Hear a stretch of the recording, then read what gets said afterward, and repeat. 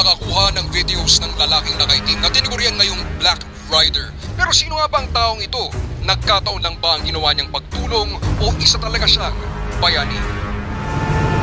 Chief. Ba't marami reporter dito?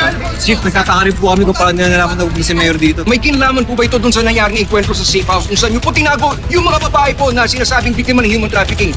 Mayor, pasisagot po lahat ng katanungan namin. Yes, Mayor. Sabi niyo na po, Mayor.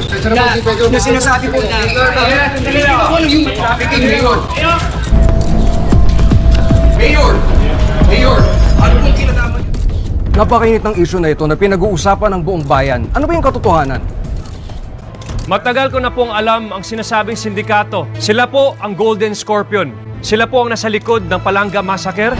At sila din po ang tumira sa pamilya Uy. Sila po ang nasa likod ng operasyon ng droga at sa patayan dito sa bansa. Kilala ko rin po kung sino ang protektor ng Golden Scorpion. Si General Policarpio, ang aking ama. Mismong ama ninyo ang protektor ng Golden Scorpion. Kung gayon, etong mga prinisintay ninyo, biktima ba sila o suspect? Inosente sila. Tinorture, binayaran, at tinakot para akuin ang kasalanan dito sa Palanga Massacre.